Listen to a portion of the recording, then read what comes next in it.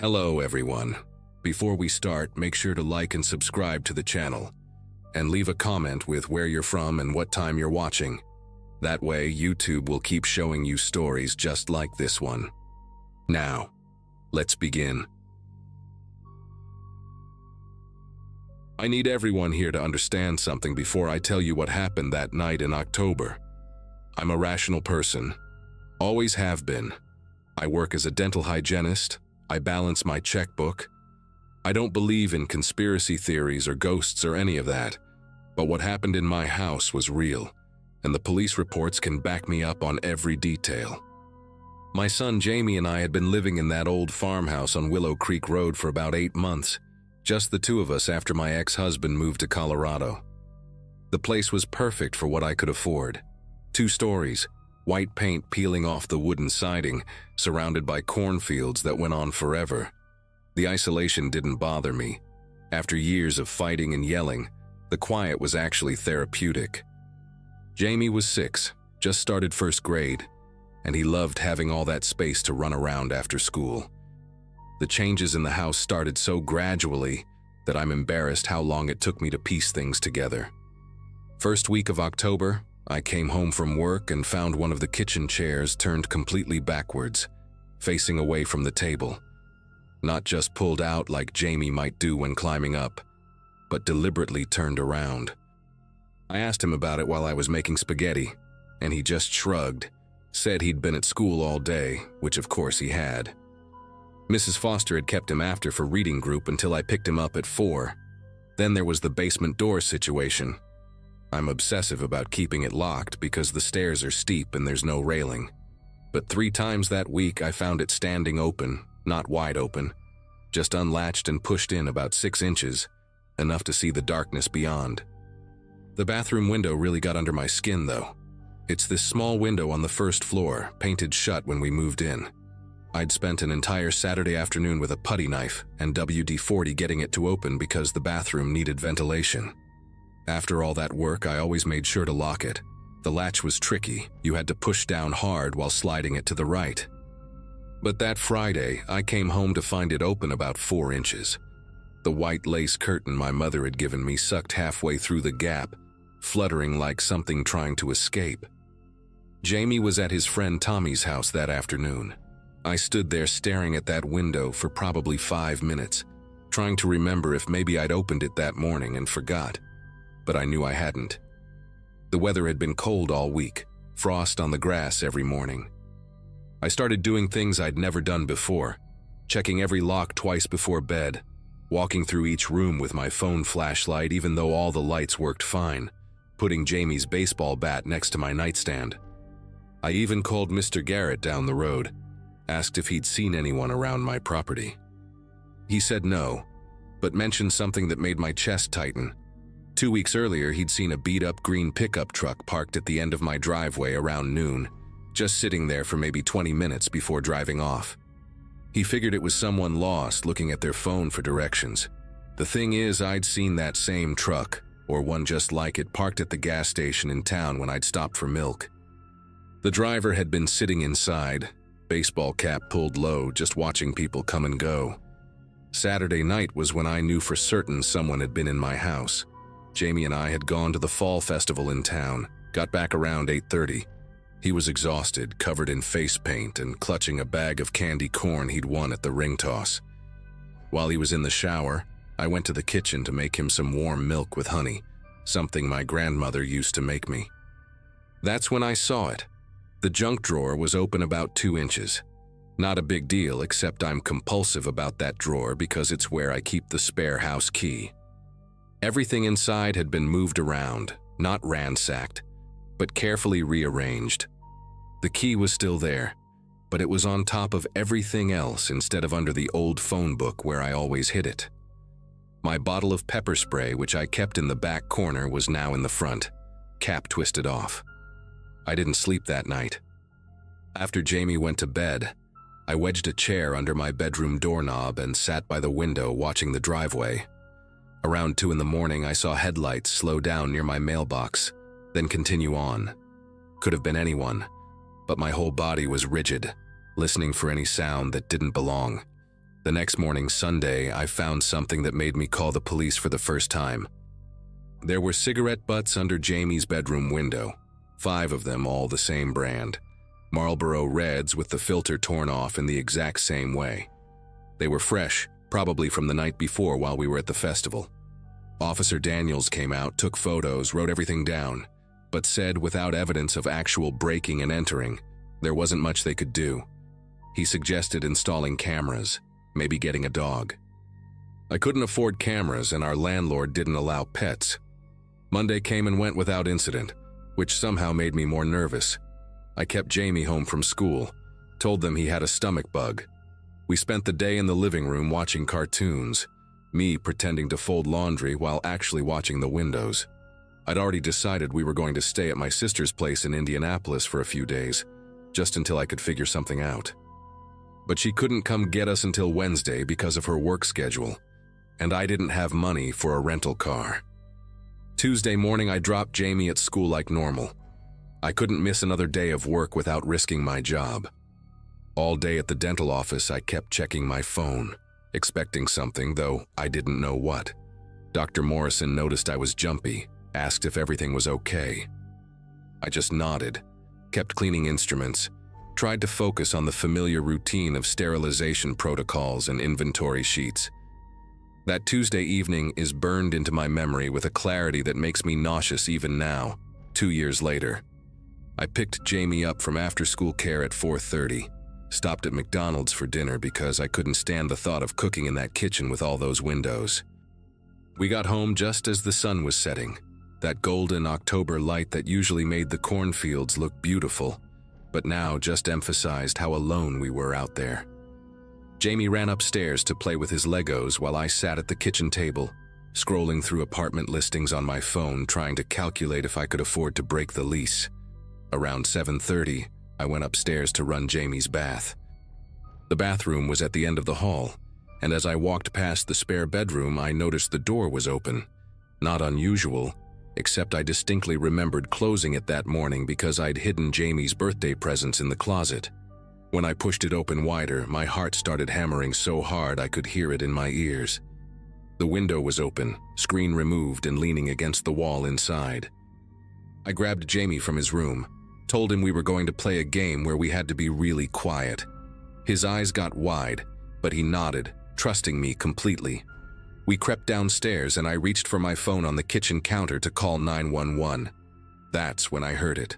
The floorboards in the living room creaking in that specific way they did when someone stepped on the 3rd plank from the wall. The sound was deliberate, slow, like someone testing their weight. My phone was in my hand, but when I looked at the screen, there was no signal. 0 bars. We never had great reception out there, but I always had at least 1 bar in the kitchen. I tried the landline mounted on the wall, the old beige phone that came with the house. Dead. No dial tone, nothing. The cord was still connected to the wall, but someone had done something to it, cut it somewhere I couldn't see. Jamie was pressed against my leg, and I could feel him trembling. The living room was between us and the front door, and the back door was through the mudroom, but that lock had been broken since we moved in. I'd been using a wooden dowel to keep it shut.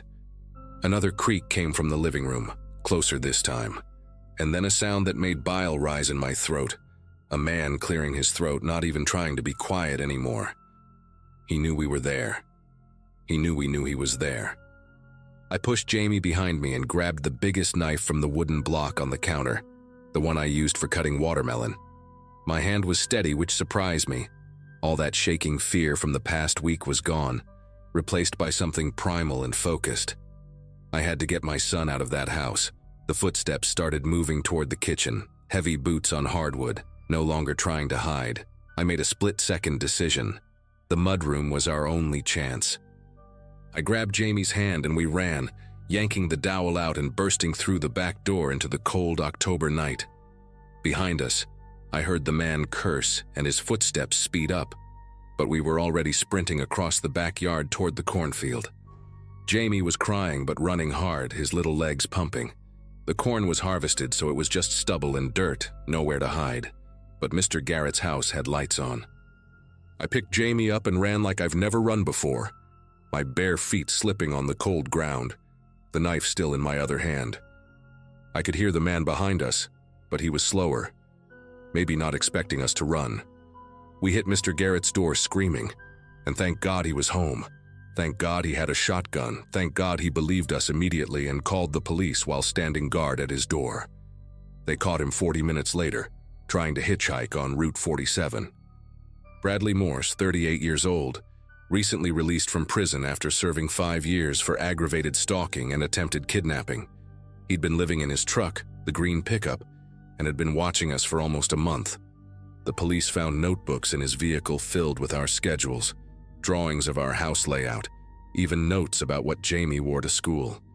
He'd been breaking in while we were gone, learning our routines, waiting for the right moment. The prosecutor said he'd cut the phone line that morning after I left for work, planning to trap us that night. If we hadn't run when we did, if I'd tried to negotiate or hide upstairs. I don't let myself finish that thought. We moved in with my sister the next day, never went back to that house even to get our things. She and her husband drove out later to pack everything up. Jamie had nightmares for months, but he's doing better now. We live in a second-floor apartment in the city with 3 locks on the door and neighbors on all sides. Sometimes I miss the quiet of the country, but I'll never live somewhere isolated again. Never.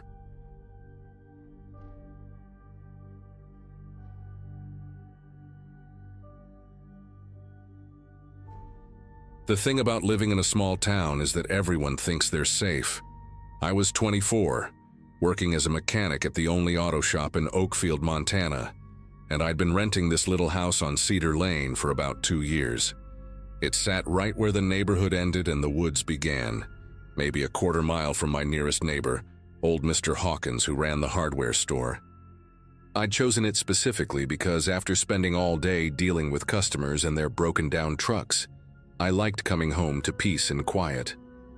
That Wednesday in early November, I'd gotten home around 7 after fixing a particularly stubborn transmission on a Ford F-150, eaten leftover pizza, watched some TV, and crashed hard around 11.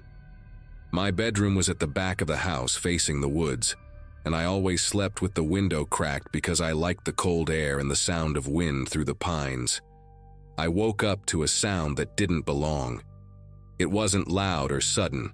That's what made it worse. It was this careful, deliberate clicking noise, metal on metal, coming from the direction of my kitchen. My brain, still foggy from sleep, tried to make sense of it. Maybe it was the heater kicking on, or the refrigerator doing that weird thing it sometimes did. But then I heard the doorknob turn, slow and controlled, followed by the faintest squeak of hinges. My back door was opening. The digital clock on my nightstand showed 2:47 a.m. in those angry red numbers. And I remember thinking how strange it was that I could see them so clearly when my heart was pounding hard enough to blur my vision. Someone was in my house. Not breaking in. They'd already done that part. They were inside, moving through my kitchen with a confidence that made my mouth go dry. For a split second, I tried to convince myself it was Mr. Hawkins. The old man had a spare key from when I'd had the flu last winter, and he'd brought me soup and medicine. Maybe something was wrong. Maybe there was a fire nearby or some kind of emergency. But Mr. Hawkins would have called first, or at least knocked. And he definitely wouldn't be creeping around at almost 3 in the morning. Then I saw the light, a thin beam of white cutting through the darkness of my hallway, sweeping left to right like whoever was holding the flashlight was checking each room. That's when I heard the second set of footsteps. There were 2 of them. My bedroom door was open just a crack, and through it, I could see that flashlight beam getting closer, accompanied by the soft shuffle of boots on my hardwood floor. They weren't trying to be silent anymore. They knew exactly where they were going. I grabbed my phone from the nightstand, but my fingers were clumsy and thick with panic. The screen seemed impossibly bright in the darkness, and I fumbled to dial 911. But before I could even unlock it, I heard one of them speak. "Check the back room first," the voice said, low and rough, but clear enough that I knew it wasn't anyone from town. It had this flat, emotionless quality that made my chest tighten. They were maybe 10 feet from my bedroom door now. I could hear them breathing, could hear the creak of leather, gloves or jackets, I couldn't tell. That's when I saw them through the crack in my door. Two figures in black ski masks, both carrying flashlights, both moving with this practiced efficiency that told me they'd done this before. The taller one had something in his other hand that caught the light. Might have been a knife, might have been something else, but I wasn't about to wait to find out. My window was still cracked open from earlier, and I knew I had maybe 3 seconds before they pushed open my bedroom door. I rolled out of bed as quietly as I could, staying low, and grabbed the baseball bat I kept leaning against my dresser, a leftover from my high school days that I'd never gotten around to storing properly. Thank God for lazy habits. The window was one of those old-style ones that slide up, and I pushed it the rest of the way open, wincing at every small sound it made. The screen popped out easier than I expected, falling into the bushes below with a soft rustle. I could hear them at my door now, the handle starting to turn. I didn't think, just threw one leg over the windowsill and dropped the 8 feet to the ground, landing hard in the wet leaves and mulch. My ankle twisted slightly, sending a sharp pain up my leg, but adrenaline is a hell of a drug. I was already running before I fully registered that I was outside, barefoot, in nothing but sweatpants and an old Metallica t-shirt, the November air hitting me like a wall of ice. Behind me, I heard shouting from inside my house. They'd found my empty bed. A flashlight beam shot out through my bedroom window, sweeping across the backyard, and I pressed myself against the side of the house, trying to control my breathing. The beam passed over the spot where I'd been standing just seconds before. Then I heard the back door slam open, the same door they'd come through, and boots hitting the wooden deck. "He went out the window," one of them called out, and there was something in his voice that sounded almost amused. "Circle around." He couldn't have gotten far. That's when it hit me. They weren't panicking, they weren't scrambling or arguing about what to do next. They had a plan for this too. These guys had thought through what would happen if I ran, which meant they'd been watching me, studying my routines, knowing I lived alone and that my nearest neighbor was too far away to hear me if I screamed. The woods behind my house suddenly seemed like my only option. I knew those trails better than anyone. I'd been hiking them since I moved in, sometimes taking my morning coffee out there on weekends. But running through them barefoot in the dark was going to be a nightmare. I didn't have a choice. I could hear one of them coming around the left side of the house while the other took the right. They were going to trap me in the backyard if I didn't move now. I sprinted toward the tree line, my feet immediately finding every sharp rock and broken stick in the yard. The second I hit the woods, branches started tearing at my shirt and face. I couldn't use the main trail, too obvious, so I crashed through the underbrush, trying to remember where the old deer path branched off. Behind me, I heard them enter the woods, their flashlights creating crazy shadows through the trees. They were maybe 30 yards back, but they had boots and lights while I was stumbling blind through thorns and fallen branches. That's when I remembered the old hunting blind about a half-mile in. It belonged to whoever owned this land before it got subdivided, and most people didn't even know it existed. If I could make it there, I could hide, maybe wait them out until dawn. But as I changed direction toward where I thought it was, I heard something that made my whole body go cold with a different kind of fear. One of them was talking on a phone.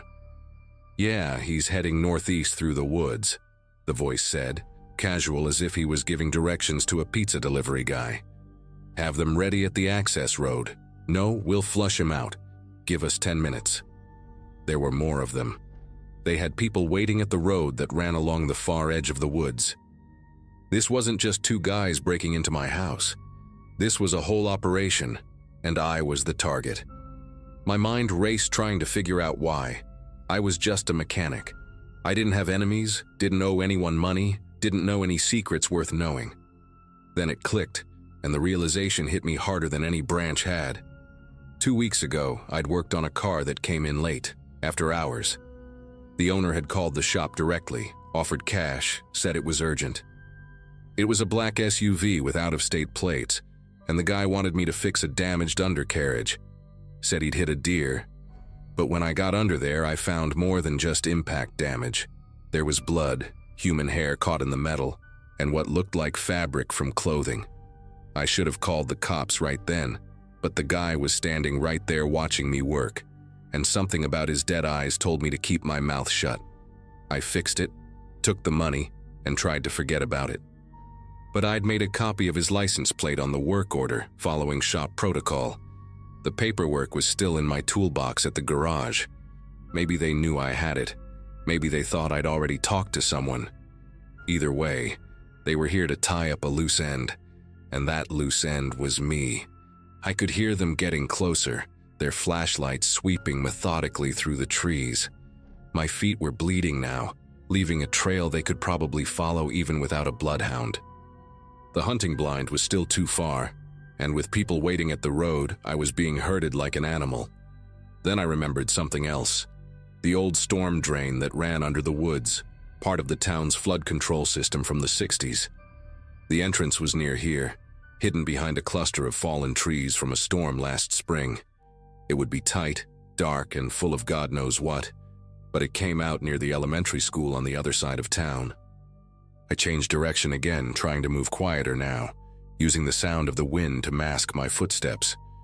The drain entrance was right where I remembered, a concrete tunnel mouth about 4 feet high, half hidden by dead branches and leaves. The metal grate that should have covered it had rusted away years ago. I could hear water running inside, probably runoff from the recent rains, but it didn't sound deep. I didn't hesitate. I dropped to my knees and crawled inside, immediately hitting ankle-deep water that was so cold it took my breath away. The concrete was slimy with algae or something worse, and the smell was exactly what you'd expect from decades of stagnant water and dead leaves. But I kept moving, trying not to think about what else might be in here with me. The tunnel was pitch black after the first few feet, and I had to feel my way forward with my hands, touching things I really didn't want to identify. Behind me, I heard muffled voices at the entrance. "The blood trail leads here," someone said. Then a flashlight beam penetrated the darkness, reaching maybe 20 feet into the tunnel before the curve blocked it. "He went into the drain," the voice called out. "No way, you want to follow him in there?" Another voice answered. There was a pause, then, "Call the others. Tell them to watch the outlet by the school. We'll wait here." They thought they had me trapped, but they didn't know about the maintenance junction about 200 yards in where the tunnel split into 3 directions.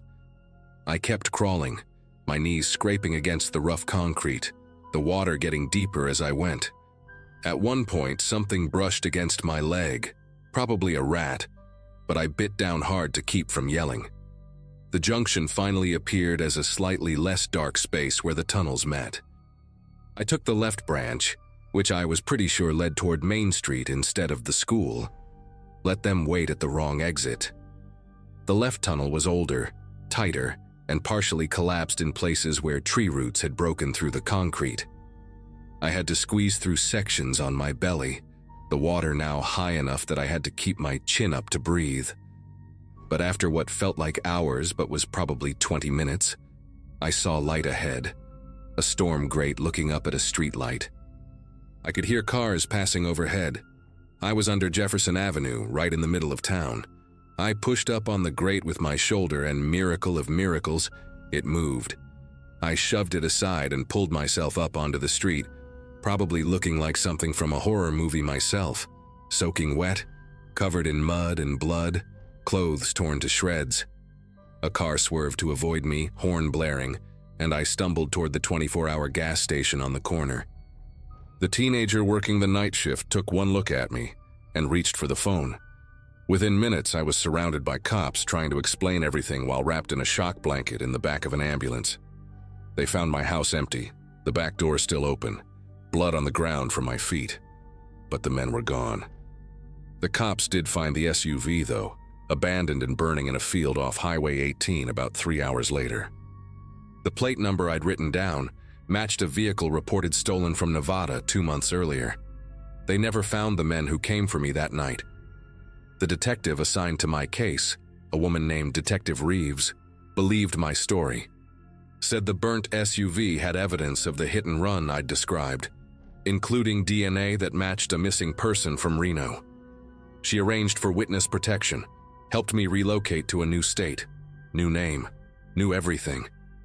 Told me I'd done the right thing by surviving, that my testimony could help solve multiple cases once they caught these guys. That was 3 years ago. I'm still a mechanic, but now I work in a big city where nobody knows their neighbors, and that's exactly how I like it. I live in an apartment building with security cameras and a doorman. I don't work late anymore, don't take cash jobs, and I sure as hell don't fix cars with suspicious damage. The FBI agent who checks on me every few months says they're still investigating, that the organization those men belong to is bigger than just a hit-and-run cover-up. Sometimes she shows me photos, asks if I recognize anyone. I never do. But every night when I'm lying in bed, I still listen for sounds that don't belong. The click of metal on metal, the careful turn of a doorknob, footsteps where there shouldn't be any. They say I'm safe now, that those men have no reason to come after me anymore since I'm officially in the system. Protected, my testimony already recorded. But sometimes I wonder if they're out there, waiting, watching, knowing exactly when I'll be alone and when no one will hear me if I need help. Because that's the thing about predators who hunt in packs. They're patient and they never forget.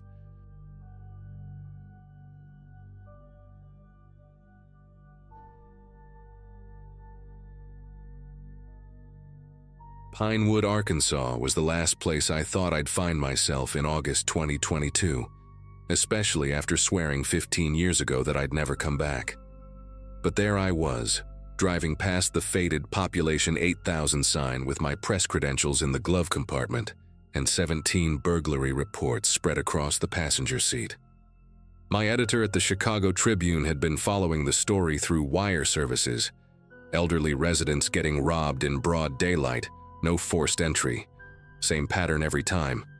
The local cops seemed stumped, or at least that's what they kept telling the papers before the coverage mysteriously dried up after the 10th incident. Something about the whole situation stank worse than the paper mill that used to run on the south side of town, and my editor figured a hometown connection might open doors that stayed shut for outside reporters. I pulled into the Sunset Lodge around 4 in the afternoon, the August heat making everything shimmer like a mirage. The place looked exactly how I remembered it. Peeling paint, half-dead neon sign, same cracked asphalt parking lot where teenagers used to drink beer and make bad decisions. Mrs. Colbert was still manning the front desk, though her hair had gone completely gray, and the cigarette between her fingers had been replaced by one of those electronic things that made her look like she was smoking a pen. She recognized me before I even finished signing the register, her eyes narrowing behind those thick glasses she'd worn since the Clinton administration. "Well, well, Tommy's boy finally comes home," she said, sliding the key to room 12 across the counter. "Heard through the grapevine you're poking around about them break-ins. Let me give you some free advice. Sheriff Brennan don't take kindly to outsiders asking questions, and far as he's concerned, you've been an outsider since the day you left." My first stop the next morning was Mrs. Eleanor Hutchinson's house on Dogwood Drive, victim number 14 according to my notes. She lived in one of those ranch-style homes from the 60s, with ceramic gnomes in the garden and a doormat that said, "Bless this mess." She invited me in for sweet tea, her hands trembling slightly as she poured, though I couldn't tell if it was from age or nerves. The living room smelled like potpourri and cat litter, and she had to move a massive orange tabby off the couch so I could sit down. "They took my mother's pearl necklace," she said, dabbing at her eyes with a tissue she pulled from her sleeve. "And about $300 I kept in the coffee can above the refrigerator." But the strangest thing was how they knew exactly where everything was. Didn't touch nothing else, didn't make no mess. Like they'd been in my house before, knew right where to look. I asked her about the police response, and that's when her whole demeanor changed. She glanced toward the window, then leaned forward in her recliner, the leather creaking under her weight. "Sheriff Brennan showed up about 2 hours after I called," she whispered, even though we were alone in the house except for the cat. 2 hours and the station's only 10 minutes away. When he finally got here, he barely looked around, just took some notes and said they'd investigate. But here's what really got me spooked. When I was describing what was missing, he already knew about the coffee can. I hadn't mentioned it yet, was still talking about the jewelry. He tried to play it off, said all old folks hide money in the kitchen, but I saw that look in his eyes. Same look my husband used to get when I caught him lying about his poker games. Over the next 3 days, I interviewed 6 more victims, and the pattern became impossible to ignore. Every single one mentioned the sheriff arriving between 90 minutes to 2 hours after they called, despite Pinewood being small enough to drive across in 12 minutes. Mrs. Gladys Newcomb on Elm Street said she actually drove to the station herself after waiting an hour, only to find Brennan's patrol car parked out back, while the deputy at the desk insisted he was out on a call. Mr. Arnold Fishman told me Brennan had dirt on his boots when he finally showed up. Fresh red clay, like he'd been walking through the woods behind the old Hutchins property, nowhere near where he claimed to have been checking on a traffic accident. The most disturbing conversation came from Walter Briggs, a Vietnam vet who lived alone in a duplex near the railroad tracks. He pulled out a notebook where he'd been tracking every burglary, marking them on a calendar with red X's. "Notice anything?" he asked, pointing at the dates with a shaky finger. Every single robbery happened on days when Brennan was supposedly working solo patrol, no deputy with him. That evening I stopped by Murphy's Diner for dinner, figuring I might overhear some local gossip about the burglaries. The place was exactly as I remembered: cracked vinyl booths, flickering fluorescent lights, and coffee that could strip paint. I was halfway through my meatloaf when Carl Dobson slid into the booth across from me. Carl had been 2 years ahead of me in high school, still wore his class ring, and now worked at the hardware store. He didn't even bother with small talk, just leaned across the table and spoke in a voice so low I had to strain to hear him over the ancient air conditioner rattling in the window. "You need to leave town," he said, his eyes darting to the door every few seconds. "Tonight. Pack your stuff and go back to Chicago. You're stirring up things that've been buried for a long time. Brennan's got connections you don't know about, people who owe him favors going back decades. My brother-in-law tried to run against him for sheriff back in 2016. Started asking questions about missing evidence from the lockup. His house caught fire 2 weeks later. Electrical problem, they said. He got the message and withdrew from the race. I didn't leave town that night, which might have been the stupidest decision I've ever made, and I've made some real bad ones. Instead, I went back to my motel room and started piecing together everything I'd learned, spreading my notes across the bed like I was trying to solve a puzzle. The robberies, the delayed responses, the fact that Brennan always worked alone on those days. It all pointed to something, but I needed more proof than suspicious timing and red clay on boots. Around 11 o'clock, I heard a car engine outside, that distinctive rumble of a Crown Victoria that every cop car in America seemed to have. I pulled back the curtain just enough to peek out, and there it was. Brennan's patrol car, parked across the street with its lights off, engine running. I could see the outline of someone in the driver's seat, the orange glow of a cigarette occasionally lighting up their face. They sat there for 45 minutes, never moving, never getting out, just watching my room. The next morning, I woke up to find my rental car's back left tire slashed, a clean cut that couldn't have been from road debris.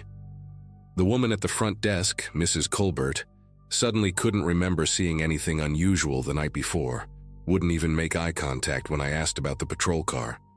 The guy at the auto shop took one look at my Michigan plates and said he wouldn't have the right tire in stock for at least 3 days, maybe 4.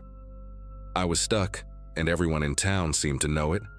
That afternoon, I walked to the library to use their computer since my motel's Wi-Fi had mysteriously stopped working. I just logged into my email to send my editor an update when Betty Garrison, the head librarian who'd been there since I was checking out Hardy Boys books, came over and whispered that Brennan had just walked in. Sure enough, there he was by the periodicals section, pretending to read a newspaper while keeping his eyes on me. He was a big man, bigger than I remembered, with arms like ham hocks and a gut that hung over his duty belt. When he knew I'd seen him, he folded the paper slowly, walked over to my table, and sat down without asking. "Heard you've been talking to folks," he said, his voice friendly enough but his eyes cold as January. He pulled out a tin of chewing tobacco, packed a wad into his lower lip, and continued. See, the thing about small towns is that people get confused sometimes, old folks especially. They misremember things, get times mixed up, make connections that ain't there. Mrs. Hutchinson, for instance, lovely woman, but she's been taking them anxiety pills since her husband passed, makes her paranoid. And Walter Briggs, well, that man sees conspiracies everywhere since he came back from Nam. Can't trust everything you hear. He leaned back in the chair, making it creak under his weight, and I noticed his hand resting on his service weapon, not threatening exactly, but making sure I saw it. Now, I know you got a job to do, writing your little article for that Chicago paper. But sometimes the story ain't what you think it is. Sometimes it's just a bunch of break-ins by some tweaker passing through town, and a sheriff's department doing its best with limited resources. Nothing more interesting than that. That's when I made my second stupid decision of the week. I pulled out my phone and showed him the photo I'd taken of Walter's calendar with all the dates marked. Funny how this tweaker only strikes when you're working solo patrol, I said, watching his jaw tighten. And how you always seem to be on the opposite side of town when the calls come in. His face went red, starting from his neck and spreading up like spilled wine on a tablecloth. He stood up so fast the chair tipped backward, and for a second I thought he was going to grab me right there in the library. Instead, he leaned down close enough that I could smell the tobacco and stale coffee on his breath. You got no idea what you're messing with, boy. This ain't Chicago. Out here, reporters sometimes have accidents. Car goes off the road on a dark night. Maybe they fall down some stairs at that old motel. Happened before. Ask Jimmy Watts. Oh wait, you can't. He drove his car into Lake Buchanan back in 2014 after he started poking around in things that weren't his business. Tragic accident, they said. Brake lines can fail on these old country roads. He straightened up, adjusted his gun belt, and smiled. But it was all teeth and no warmth. You have a nice day now, and maybe think about heading home real soon. Tomorrow morning would be good, before something unfortunate happens. I left the library with my legs feeling like jelly, but I wasn't done yet. That night, instead of staying in my motel room like a sitting duck, I parked my rental, with its spare tire now on, behind the abandoned Texaco station, and walked back to the motel through the woods. I sat in the dark bathroom with the door cracked, watching through the window. Around midnight, sure enough, Brennan's patrol car pulled up again, but this time he got out. He had something in his hand, looked like a Slim Jim or maybe a lockpick set. He walked right up to my door, stood there for a minute listening, then started working on the lock. The sound of metal scraping against metal carried in the quiet night. It took him less than 30 seconds to get the door open. He stepped inside my room and I heard him moving around, probably looking for me or my notes. After about 5 minutes, he came back out, relocked the door and drove away. I waited another hour before sneaking back to check the room. Nothing was missing, but my laptop was open to a different screen and my notebook had been moved. He'd been looking for what I had on him, trying to figure out how much I knew. The next morning, I didn't run like he wanted. Instead, I drove straight to the state police barracks 40 miles away in Centerville. Turns out, they'd been getting complaints about Brennan for years, but could never make anything stick. When I showed them Walter's calendar and told them about the pattern, plus Brennan breaking into my room, they finally had enough to start a real investigation. They put me up in a hotel in Centerville for my safety and sent a team to Pinewood. Within a week, they'd cracked it wide open. Brennan had been running the burglaries himself, using his position to case the houses during wellness checks on elderly residents, then hitting them when he knew they'd be at doctor appointments or church. He'd stolen over $200,000 over 2 years. The FBI got involved when they found out he'd been selling some of the stolen items across state lines. Last I heard, he was looking at 15 to 20 years federal time. The part that still makes me sick is that everyone in town knew something was wrong but were too scared to speak up. It took an outsider coming home to finally expose what had been happening in plain sight. I never went back to Pinewood after that, but I heard they elected a new sheriff. a woman from Dallas with no connections to the old guard. Maybe things will be different now, but small towns have long memories, and I'm not eager to test whether they've forgiven me for bringing down their corrupt king.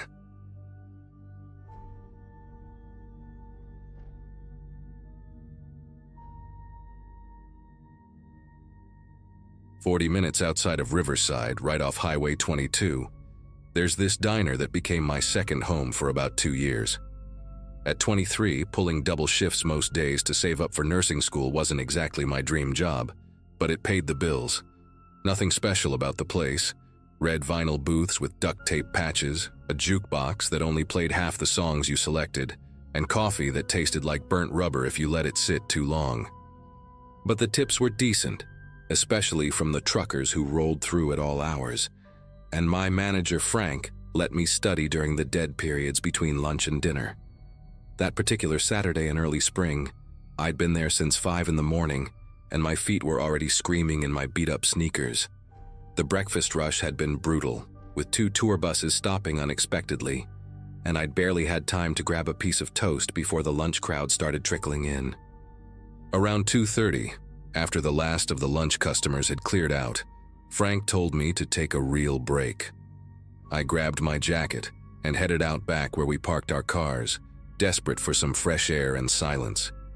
The afternoon sun felt good on my face after being under those harsh fluorescent lights all morning.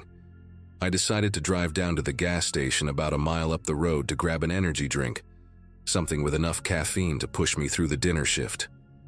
The road between the diner and the gas station was usually empty this time of day, just a straight stretch of asphalt cutting through dead fields and the occasional cluster of pine trees. I had my windows down, letting the cool air whip through my hair, when I saw it happen about 200 yards ahead of me. A woman was jogging along the shoulder of the road, wearing one of those neon yellow vests that practically glowed in the afternoon light. She had earbuds in, her ponytail bouncing with each step, completely focused on her run. Then this truck, a massive Ford F-350, dark blue with those aftermarket chrome bumpers, came flying around the slight curve doing at least 70 in a 45 zone. The driver must have been texting or messing with the radio, because the truck drifted right onto the shoulder. The impact was instant and violent. The woman's body flew through the air like a rag doll, landing in the ditch about 30 feet from where she'd been hit. The truck swerved back onto the road, fishtailed for a second, then just kept going. Didn't even tap the brakes. The whole thing happened in maybe 3 seconds, but every detail burned itself into my brain like someone had taken a photograph. My car screeched to a stop and I jumped out, running toward the ditch while fumbling for my phone.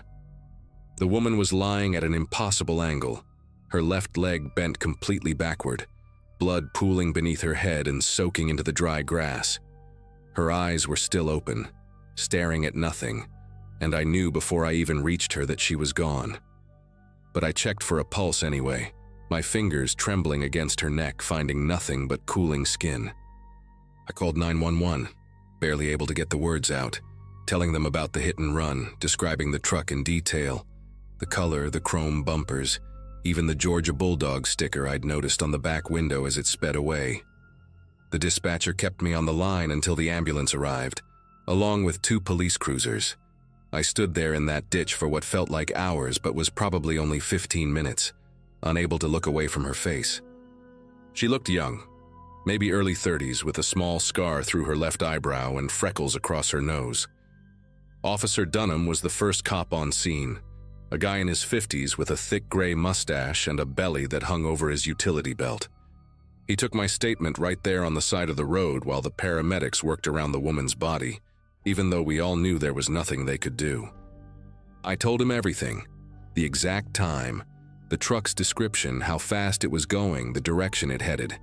He nodded along, scribbling in his notepad with a pen that kept skipping, having to go over the same words twice. When I mentioned the Georgia Bulldog sticker, he actually looked up at me for the first time, his expression unreadable behind those aviator sunglasses. "You're sure about that sticker?" he asked, and I told him yes, absolutely certain. He wrote something else down, then told me I'd need to come to the station later to file an official report. said they'd put out an APB on the truck immediately. I went back to work in a daze, barely able to focus on taking orders or refilling coffee cups. Frank sent me home early when he saw me staring at nothing, my notepad forgotten in my hand while customers waited. That evening, around 7, I drove to the police station on Riverside's main drag, a squat brick building that shared a parking lot with the courthouse. The desk sergeant, a woman with bleached blonde hair and long acrylic nails, directed me to Officer Dunham's desk in the back corner of the main room. He was typing something on an ancient computer, hunting and pecking with 2 fingers, and barely glanced up when I sat down. "Just need to get this statement typed up official," he said, pulling out a form from his desk drawer. We went through everything again, him asking the same questions in the same order, me giving the same answers. But something felt different this time, rushed like he was just going through the motions. When we finished, he had me sign the bottom of the form, then did something that made my chest tighten with unease. He folded the report in half, not once but twice, making it into a small square, and tossed it into his desk drawer like it was a piece of scratch paper. Not in a filing cabinet, not in an inbox for processing. Just thrown in with rubber bands and paper clips and old candy wrappers I could see cluttering the drawer. "We'll be in touch if we need anything else," he said, already turning back to his computer screen. I sat there for a moment, confused, waiting for him to say something about the investigation, about finding the truck, about justice for that woman lying dead in a ditch. But he just kept typing, those 2 fingers clicking away at the keyboard like I wasn't even there anymore. I left feeling like I'd swallowed a rock, this heavy wrongness sitting in my gut. For the next 3 days, I checked the local news obsessively, waiting to see a report about the hit and run, about police searching for a dark blue F-350. Nothing. Not a single mention. I even called the station twice, asking for updates, and both times got transferred around until someone told me Officer Dunham would call me back. He never did. I couldn't stop thinking about that woman's face, those freckles, that scar through her eyebrow. She had to have family, friends, people wondering where she was. On my lunch break that Wednesday, I drove past the spot where it happened, half expecting to see flowers or a cross or something marking where she died. The shoulder was clean, like nothing had ever happened there. Even the blood in the grass was gone. Whether washed away by the rain we'd had or cleaned up by someone, I couldn't tell. Friday afternoon, I had to run to the bank to deposit my tips from the week. The branch was on the other side of town, past the police station, and I took the back route to avoid the lunch traffic on the main road. That's when I saw it. Behind the police station, in that fenced-off area where they keep impounded vehicles and patrol cars waiting for maintenance, sat a dark blue Ford F-350. My heart started pounding so hard I could hear it in my ears. I pulled into the McDonald's parking lot next door to get a better look through the chain-link fence. Same chrome bumpers, same everything. And there, right there on the back window, was the Georgia Bulldog sticker, just like I'd described. But what made me want to throw up was the damage to the front right side. A dent in the bumper, a crack in the headlight, and what looked like dried blood and hair caught in the grill. I sat in my car for 20 minutes trying to make sense of what I was seeing. The truck that killed that woman was sitting behind the police station, had been there for who knows how long, and nobody was doing anything about it. My mind kept racing through possibilities. Maybe they'd found it and were processing it for evidence. Maybe the owner had turned himself in. But then why hadn't there been any news about it? Why hadn't Officer Dunham called me back? Why did he throw my report in that drawer like garbage? I thought about marching into the station right then, demanding answers. But something stopped me.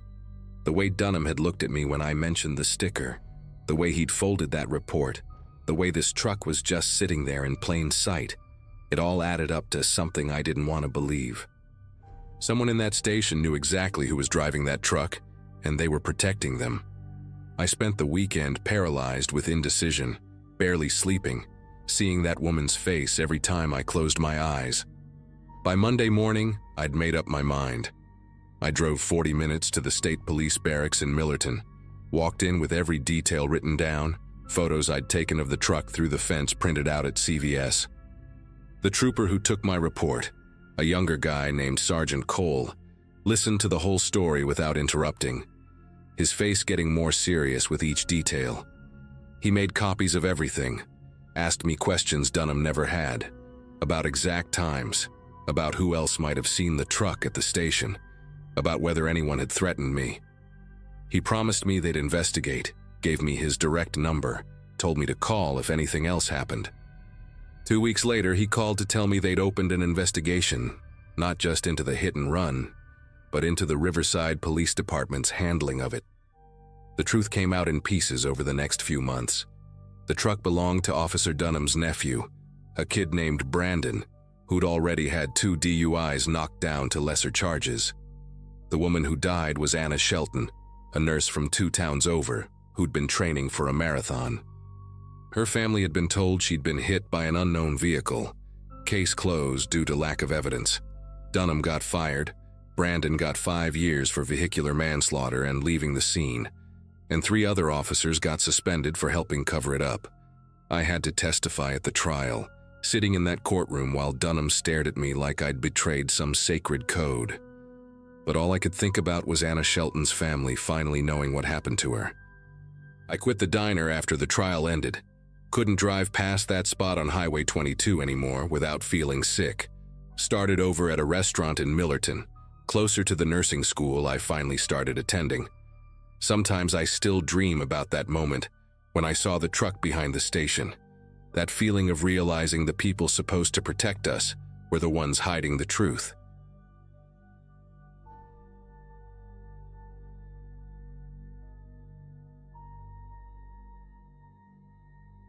I'd been living in that little yellow house for exactly 2 weeks when the Richardsons moved in next door. 24 years old, working from home as a graphic designer, I'd chosen this quiet street in small-town Ohio, specifically because nothing ever happened here, or so I thought. My days were predictable. Wake up at 7, make coffee in my kitchen that was weirdly bigger than the living room, sit at my desk by the window, and design logos for startups that would probably fail within 6 months. The house itself was quirky. Bathroom door that scraped against the toilet, exposed brick in the bedroom, original hardwood floors that announced every step. But for $800 a month, I wasn't complaining. My landlord, Mr. Hoffman, lived somewhere in Florida and had made it clear during our single phone conversation that as long as the rent arrived on time, I was basically invisible to him. The Richardsons arrived at 2 in the morning on a Wednesday, which struck me as bizarre even though I was awake anyway, deep in a project for a client who thought urgent meant due yesterday. Through my office window, I watched their moving truck pull up without any of the usual chaos that comes with relocating. 4 people emerged and began unloading boxes in complete silence. No talking, no sounds of exertion, just this eerie coordination that made the hair on my arms stand up. There was a teenage boy wearing a baseball cap pulled so low his face was completely shadowed, and a younger girl, maybe 12, with hair so pale it appeared almost white under the streetlights. The parents looked like anybody you'd pass at a gas station and immediately forget, except for how they moved together like dancers who'd practiced the same routine 1,000 times, never once getting in each other's way. For the first 3 days after they moved in, I kept waiting for normal neighbor stuff to happen. Someone mowing the lawn, kids playing in the yard, maybe a wave when we both happened to check the mail at the same time. Instead, their house stayed completely still, curtains drawn tight across every single window, no lights visible even when darkness fell. The only sign anyone lived there was their car, a beige sedan that left every morning at exactly 7:15 and returned at 5:45, so precise I could set my watch by it. I started paying attention to details I'd never noticed about anyone else, how their garbage cans appeared at the curb at 3 a.m. on collection day, how packages on their porch vanished within minutes of delivery, even though I never saw anyone open the door, how their grass stayed exactly 2 inches tall without anyone ever cutting it. My home office window faced their second-story window, and even though thick burgundy curtains blocked any view inside, I constantly felt eyes on me while I worked. By the second week, that sensation of being watched had evolved into something heavier, like invisible fingers pressing against my temples whenever I sat at my desk. I'd catch myself glancing up from my computer screen every few minutes, expecting to see those curtains pulled aside, but they never moved, not even a flutter from air conditioning or someone brushing past. One afternoon, while designing a website banner, I decided to test my paranoia by suddenly spinning around in my chair. And I swear I saw those burgundy curtains snap back into place, though it happened so fast I couldn't be certain. That night, I started closing my own blinds while working, but the feeling persisted, crawling across my skin like static electricity, making me jumpy enough that I spilled coffee on my keyboard twice in one day. Everything changed on a Friday in early December when I had to drive to Columbus for a client meeting that ran absurdly late. The presentation went well, but the CEO kept asking for just one more revision until it was past 9 when I finally escaped. The 2-hour drive back had me struggling to stay alert, chugging gas station energy drinks and blasting music with the windows cracked despite the freezing temperature. I pulled into my driveway at 11:47 p.m., exhausted and already dreading the follow-up emails I'd have to send in the morning. The Richardson house sat in complete darkness as always, but something felt different. Their car wasn't in its usual spot, parked instead at an odd angle like someone had abandoned it in a hurry. As I fumbled for my keys at the front door, my fingers numb from the cold, the knob turned easily in my hand. The door was already unlocked. My first thought was that I'd forgotten to lock it in my rush to leave that morning. Except, I distinctly remembered checking it twice because I'd left my laptop on the kitchen table. The house was dark, exactly as I'd left it, but the air felt disturbed, like someone had walked through and stirred up all the settled dust. I flipped on the entrance light, and that's when I saw them. Muddy footprints leading from the door through my living room. Huge prints from boots that must have been at least size 13. They tracked across my hardwood floors in deliberate steps, not wandering or exploring, but moving with purpose straight toward the hallway that led to my bedroom and office. The mud was still wet, glistening under the overhead light, and when I knelt down to look closer, I could see bits of red clay mixed in, the kind that came from the construction site 3 blocks away where they were building new condos. Every instinct screamed at me to run back to my car and call the police from somewhere safe, but something made me follow those footprints deeper into my own house. My phone was already in my hand, 911 typed but not yet dialed, my thumb hovering over the call button as I crept forward. The tracks led to my office, where they stopped abruptly at my desk chair, which had been turned to face the window, the exact window that looked directly at the Richardson house. My computer was still there, untouched, but my notebook where I sometimes sketched design ideas was open to a page I hadn't used yet. Someone had drawn something on it with my own pencil. A detailed floor plan of my house, every room labeled correctly, including notes about things only someone who'd been inside would know. Squeaky floorboard here, bathroom door sticks. Keeps coffee maker on kitchen table. At the bottom, in handwriting so perfect it looked printed, were the words, "You watch us, we watch you." The moment I read those words, I heard it, the faint sound of footsteps above me in my attic, a space I'd never even accessed because the pull-down ladder was painted shut. The ceiling creaked in a rhythm that suggested someone pacing back and forth, waiting, and then suddenly stopped directly over where I stood. My whole body went rigid as I heard the attic access in the hallway begin to scrape open, paint cracking and falling in little white chips onto the carpet below. I didn't wait to see what would come down. I bolted through my front door and ran to my car, calling 911 as I drove away. The dispatcher kept asking me to slow down and explain clearly. But how could I explain that someone had been living in my attic? Someone who knew my house better than I did. Someone who'd been watching me as closely as I'd been watching that darkened house next door.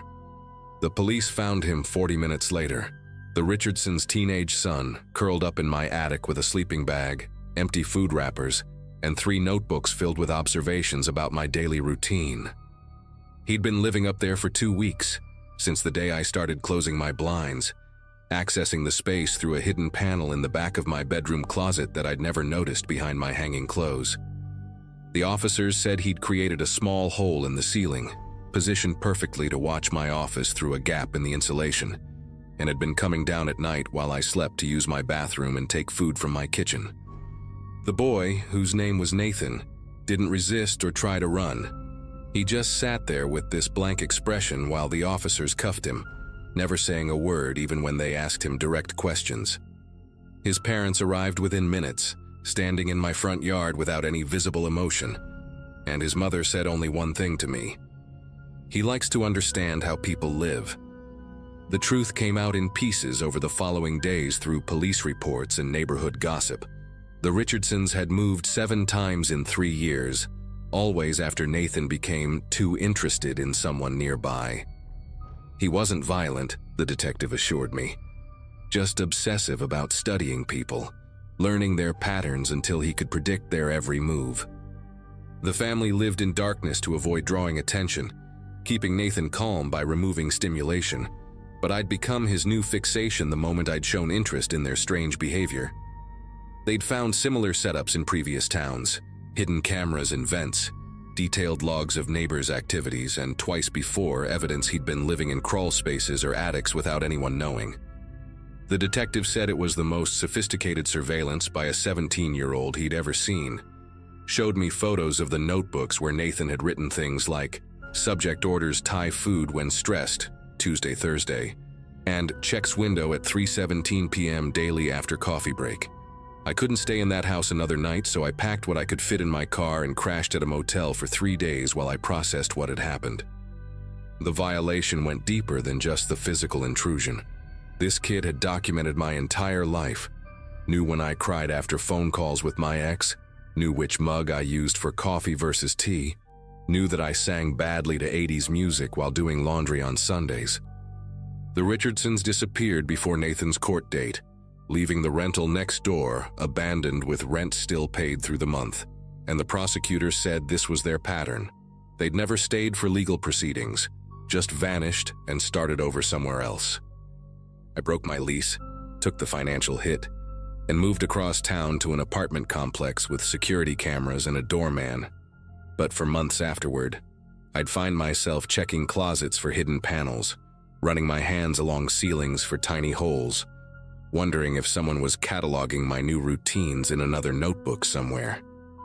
6 months later, I got a letter forwarded from my old address with no return label, just my name written in that same perfect handwriting from the note on my desk.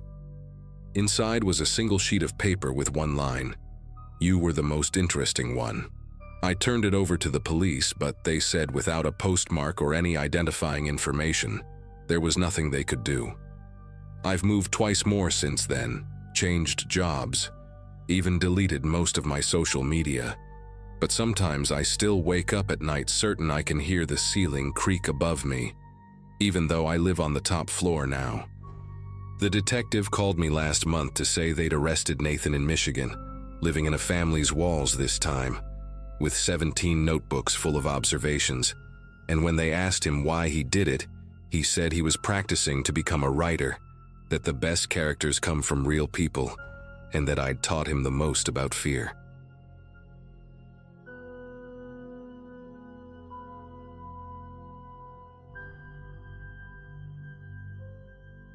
The night everything went sideways was a Wednesday in late September, around 2016. I was teaching sophomore English at Riverside High, one of those small-town schools where everyone knows everyone's business, and I'd just finished grading a mountain of essays about the Great Gatsby. My wife Laura had texted earlier, asking me to pick up milk on the way home, and I remember being annoyed because the nearest grocery store closed at 9, and it was already past 11. The janitor, old Mr. Hutchins, had locked up hours ago, leaving just me and the flickering fluorescent lights in the teacher's lounge. I'd been putting in these late nights for weeks, trying to catch up after taking over Mrs. Coleman's classes when she went on medical leave. My beat-up Ford pickup was the last vehicle in the parking lot, and the engine coughed twice before starting, same as it had done every cold night for the past 3 winters. The route home took me down County Road 74, this narrow 2-lane stretch that cuts through about 15 miles of farmland and scattered woods before hitting the edge of town where I lived. Most nights I'd make that drive on autopilot, windows down, listening to whatever classic rock station came in clear. But that particular night felt different from the moment I turned off the main highway. The moon was new, leaving everything beyond my headlights wrapped in that thick country darkness that seems to swallow sound. About 6 miles in, right past where the Garrett farm used to be before they sold to developers, my headlights caught something metallic gleaming on the shoulder.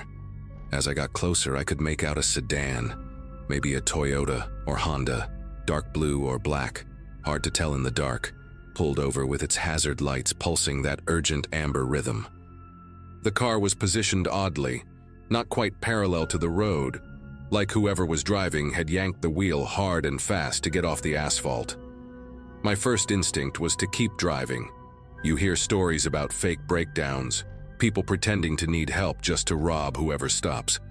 But then I thought about my own daughter, Katie, away at college. What if she was stranded somewhere and nobody stopped? The guilt ate at me for about 30 seconds before I slowed down and pulled in behind the sedan, leaving a good 20 feet between us and keeping my engine running. I grabbed the heavy mag light from under my seat, the one Laura always teased me about carrying like I was some kind of cop, and stepped out. The silence hit me immediately. No traffic, no crickets, even the wind had died down to nothing. I called out a "Hello, everything okay?" But my voice seemed to get absorbed by the darkness around us. The sedan's interior light was on, and through the rear window I could see the driver's seat was empty. Both front doors were closed, but the driver's side wasn't completely latched, like someone had gotten out in a hurry and didn't push it all the way shut. I approached slowly, sweeping the mag light beam across the tall grass on both sides of the road, checking for any sign of the driver. Maybe they'd walked to find cell service or had a medical emergency and someone already picked them up. The car was a 2014 Nissan Altima. I could see the model badge now that I was closer, and the license plate was local, one of those specialty ones with the lighthouse from Port Haven on it. When I reached the driver's door, I used the flashlight to peer inside without touching anything. That's when my chest got tight. There was a wallet splayed open on the driver's seat, credit cards still tucked in their slots, and an iPhone face down on the passenger seat with the screen still lit up showing missed calls.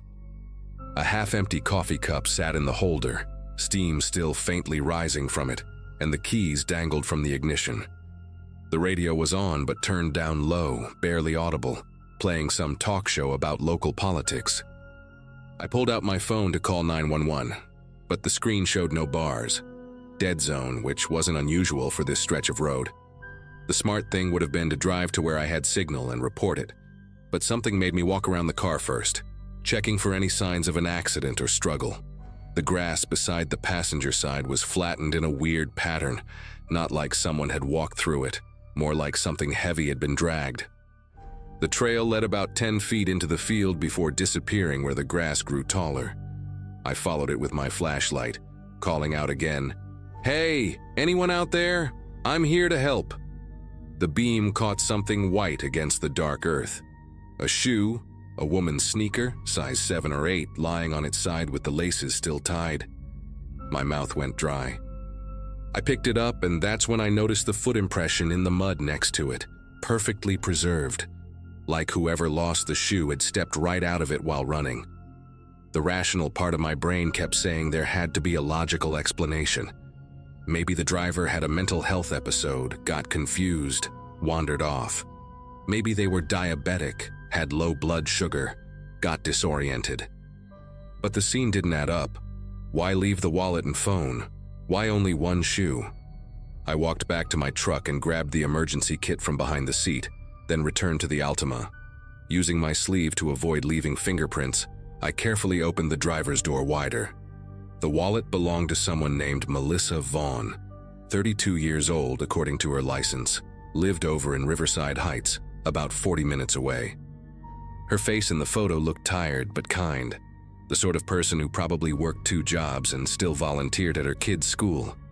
There were photos tucked behind the license, 2 young boys in baseball uniforms, a golden retriever, what looked like a family barbecue.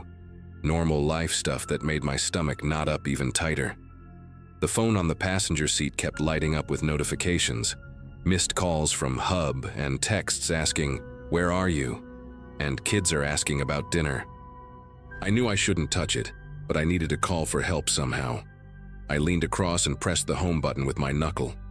The lock screen showed 11:47 p.m. and 17 missed calls. The most recent text, from just 3 minutes ago, read, "Mel, I'm getting worried.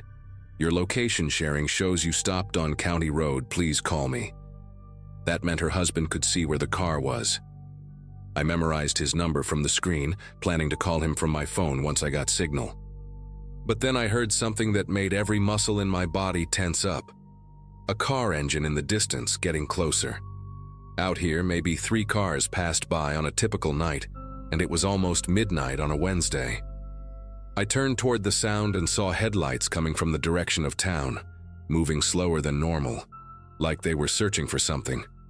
The vehicle, a white panel van with no windows in the back, crept along at maybe 15 miles per hour. When it got close enough for the driver to see my truck and the Altima, it stopped completely, sitting there in the middle of the road for what felt like forever but was probably only 10 seconds. I raised my hand in a wave, trying to look friendly and normal, but the van didn't move. I couldn't see through the windshield with their headlights blazing, but I had the distinct feeling I was being studied, evaluated. Then, without warning, the van's engine revved and it sped past us, accelerating hard enough that I heard the tires squeal slightly on the asphalt. I watched the taillights disappear around the bend, and that's when I noticed something that made my scalp prickle. There was mud splattered on the van's back doors, fresh and wet, the same dark clay color as the soil where I'd found that shoe. My brain started connecting dots I didn't want to connect. I decided I'd seen enough. Whatever happened to Melissa Vaughn, I wasn't equipped to handle it alone out here in the dark. I jogged back to my truck, locked the doors, and drove fast toward town until my phone finally showed 2 bars near the old water tower. I pulled over and called 911, explaining everything to the dispatcher. The abandoned car, the wallet and phone, the shoe in the field, the strange van. She said units were on their way and asked me to wait there to guide them to the scene. While waiting, I called the number I'd memorized from Melissa's phone. Her husband answered on the first ring, his voice cracking when he said, "Mel?" I had to tell him it wasn't her, that I'd found her car, that police were coming. The sound he made when I mentioned finding her shoe. It wasn't quite a sob, more like all the air leaving his body at once. He kept asking if there was blood, if I'd seen any blood, and I told him no, which was true. But somehow that didn't seem to comfort either of us. 2 sheriff's deputies arrived about 20 minutes later, and I led them back to the scene. Except when we got to the spot where the Altima had been, where I knew with absolute certainty it had been parked, there was nothing. No car, no tire tracks on the shoulder, no flattened grass where I'd walked. Even the shoe I'd stupidly left sitting on the hood of the car was gone. The deputies looked at me like I was drunk or crazy, shining their flashlights around while I insisted this was the exact location. I knew this road like the back of my hand, right past the old Whitman property. There's the crooked fence post I'd noted as a landmark. One deputy asked if maybe I'd gotten confused in the dark, suggested maybe it was further up the road. But I knew. This was the spot. The other deputy called dispatch to verify my 911 call, and while he did, his partner found something. A single tire track in the soft shoulder, fresh, like something heavy had recently pulled over. But that was it. No other evidence that anything I'd described had happened. The deputies took my statement, wrote everything down, but I could tell they thought I'd either imagined it or was leaving something out. They said they'd check with the Vaughn family, run the plate number I'd remembered, but their tone suggested they were humoring me. I drove home in a daze, walked into my house at almost 2 a.m. to find Laura asleep on the couch with the TV still on.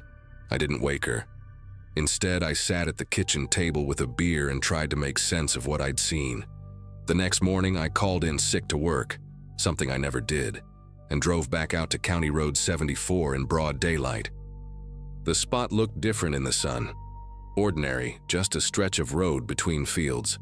I parked and searched the grass where I'd found the shoe, but there was nothing. Not even the drag marks I'd seen so clearly the night before. The earth looked undisturbed, like it had been smoothed over. I drove into town and stopped at the sheriff's office, but the deputy at the desk said there was no missing person report for anyone named Melissa Vaughn, no abandoned vehicle report, nothing in the system at all from the night before except my call. That evening, I couldn't stop myself from driving to Riverside Heights, to the address I'd seen on Melissa's license. The house was there, a modest two-story with a worn basketball hoop in the driveway, and those same two boys from the wallet photos playing in the front yard. But when I knocked and asked the woman who answered about Melissa Vaughn, she looked at me blankly and said nobody by that name lived there, that she and her husband had been renting the place for 5 years. The boys called her Mom, and she looked nothing like the face I'd seen on that driver's license. I apologized for the confusion and left, but as I was walking to my truck, one of the boys, maybe 8 years old, tugged on my sleeve. He whispered, "She told us not to talk about the lady who came asking about our house yesterday. Are you with her?" When I asked what lady, his mother called him inside sharply, and they both disappeared behind the door. I heard the deadbolt turn. That was 3 years ago, and I still drive County Road 74 to get home, though I've never seen anything unusual again. But sometimes, on dark nights when I pass that spot, I slow down without meaning to, searching for hazard lights that aren't there.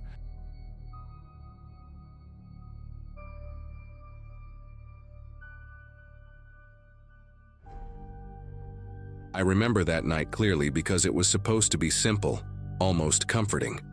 Our little town doesn't host big events, so the annual fair was something people actually looked forward to. I had gone after work, still in my uniform, mostly just to grab a funnel cake and walk around under the string lights. I wasn't there long, maybe an hour or so, before heading back to my car. It had been parked on a side street, a block away from the main lot where most people gathered. When I reached the car, the windshield looked strange under the streetlight. There was a piece of paper tucked beneath the wiper blade, folded once down the middle. My first thought was that it was a church pamphlet or some coupon for a local business.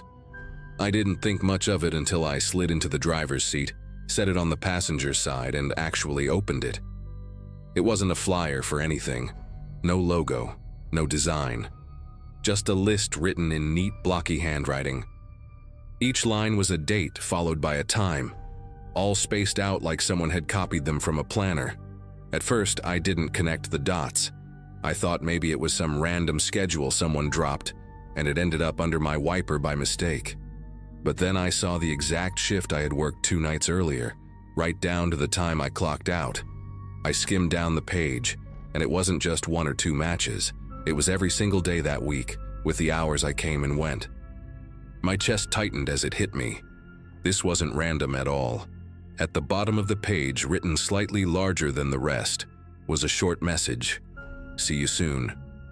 That's when the fun, easy glow of the fair turned sour in my mind. I had been walking through crowds, standing in line for snacks and weaving between strangers.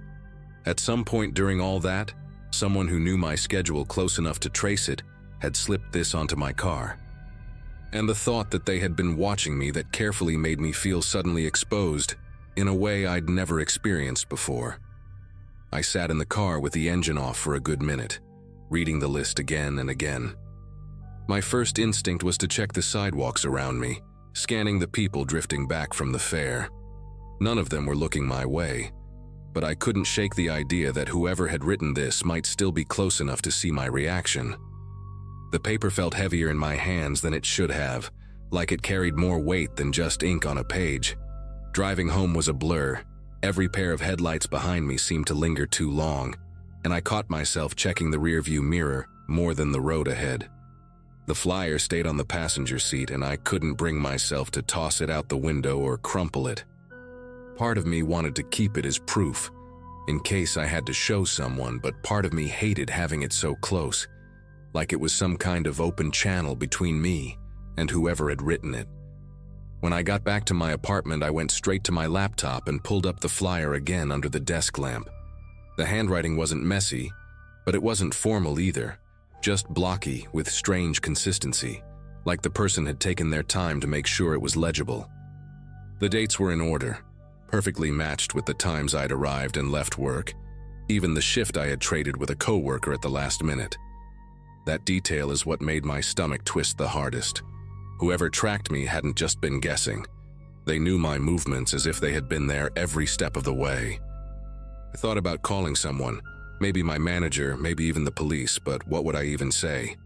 Someone left a paper on my car that shows they've been following me. It felt flimsy, like they'd brush it off unless something worse happened. Still, the words, "See you soon," circled in my head like a warning I didn't know how to answer. I ended up shoving the paper into a drawer, but sleep never came easy that night. Every creak in the walls, every sound of a car pulling away outside, left me wondering if I had already been marked for whatever soon was supposed to mean. The following day, I couldn't shake the paranoia. I parked farther from the store, checked around my car before unlocking it, and even asked a coworker to walk with me to the lot after closing. Nothing unusual happened, but that flyer never left my mind. By the time my shift ended, the lot was nearly empty. I forced myself to look at every vehicle around me, memorizing their plates and shapes like I'd have to identify them later. On the third day, I finally brought the flyer to the local police station. The officer at the desk read it twice, his expression tightening in small ways he probably didn't realize I noticed. He asked if I had any recent conflicts or if someone might be holding a grudge. I told him no, and that the detail about my traded shift meant the person wasn't just guessing. He took the paper, said they'd keep it on file, but I could tell they weren't planning to launch an investigation unless something escalated. For weeks, I kept waiting for the next move. Every knock at my door made me tense. Every phone notification made me glance twice. I changed up my parking spots, varied my routes to work, even stayed with my sister a few nights just to feel less alone. But nothing else ever came. No more flyers, no strange calls, no obvious signs of someone tailing me. It was like whoever left that note wanted me to know they'd been close, then vanished once the fear had sunk in deep enough. To this day, I still don't know what their goal was. Maybe it was meant as a threat, or maybe just a twisted way to get inside my head. Either way, it worked. I never went back to the town fair again, and I still glance at my windshield every time I return to my car.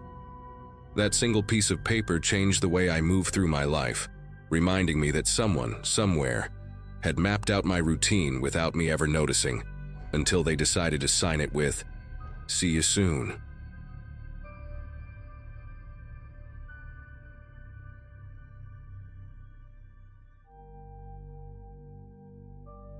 Moving into that small town felt like stepping onto a stage where everyone already knew the script except me. I had just landed a new job at a modest accounting firm, and the place seemed quiet, predictable, and easy to adapt to. My apartment sat above a bakery that smelled of fresh bread every morning, and the rhythm of life was slower than anything I was used to. At first, it felt almost comforting. People waved on the street, asked where I was from, and seemed genuinely curious. But after only a week, a strange pattern started to creep into nearly every conversation I had. The first time it happened, I was grabbing a sandwich from a small diner near my office. The waitress, an older woman with sharp cheekbones and hair tied back so tightly it looked like it hurt, leaned in when I asked about places to explore. She chuckled and said, "Just don't go past the water tower after dark." I laughed politely, thinking it was some folksy warning meant as a joke, like telling newcomers not to whistle at night or they'll summon ghosts. I brushed it off.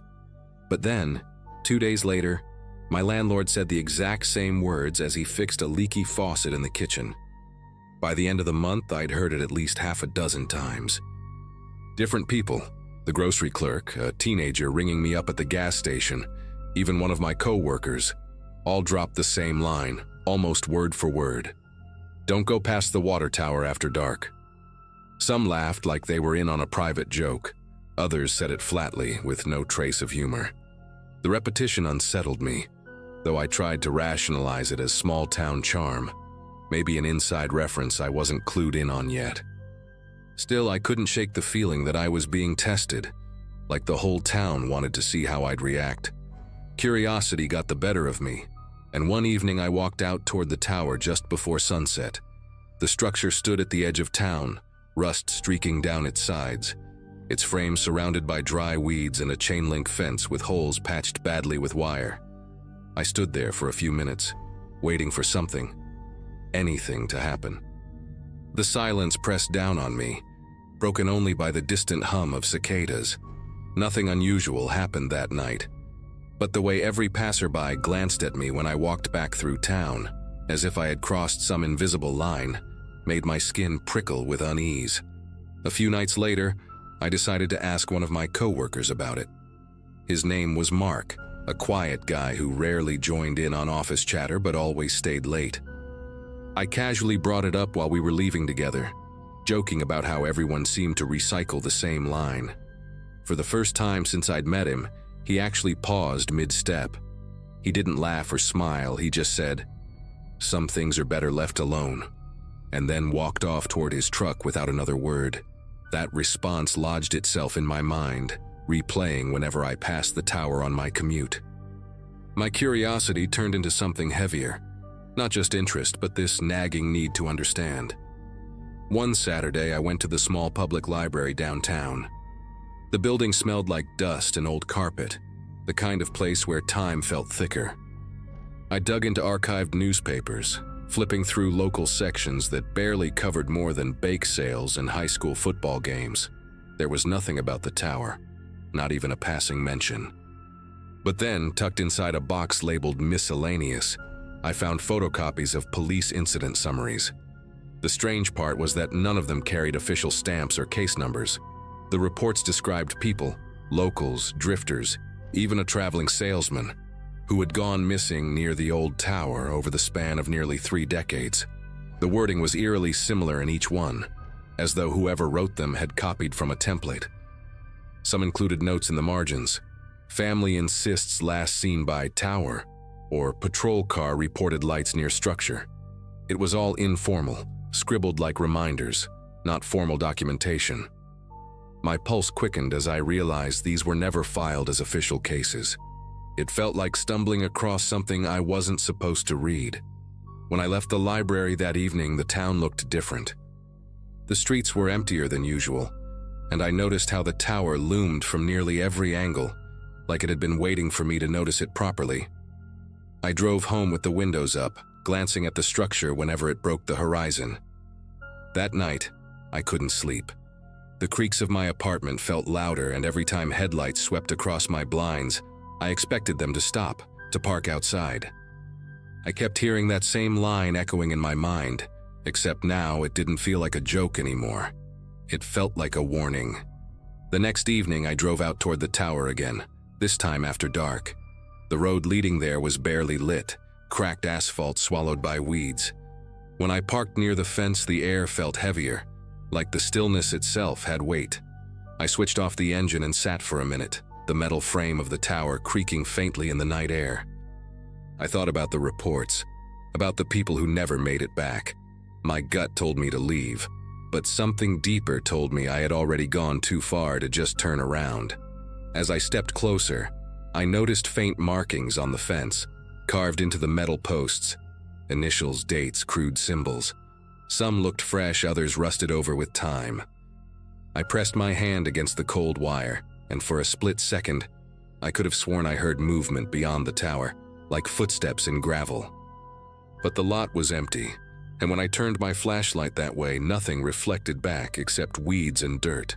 Still, the sound lingered in my ears long after it had gone. I went home shaken, but determined to put this obsession to rest. The following day, I visited the sheriff's office under the pretense of asking about neighborhood safety. The deputy at the front desk, a man with tired eyes and a thick mustache, gave me a long look when I casually mentioned the tower. He leaned forward and said quietly, "If you want to keep your job here, don't dig into things that don't concern you." Then he slid a stack of unrelated brochures toward me and walked away. That was the only answer I ever got from law enforcement in that town. From that point on, I stopped asking questions. I never went back to the tower, never even drove near it again. People still made the same joke. Don't go past the water tower after dark, but I learned to smile and nod, pretending it didn't bother me. Inside, though, I carried the weight of those reports and the silence that surrounded them. I don't know if the warnings were superstition, ritual, or something darker, but I know one thing: I listened. And maybe that's why I'm still here to tell the story.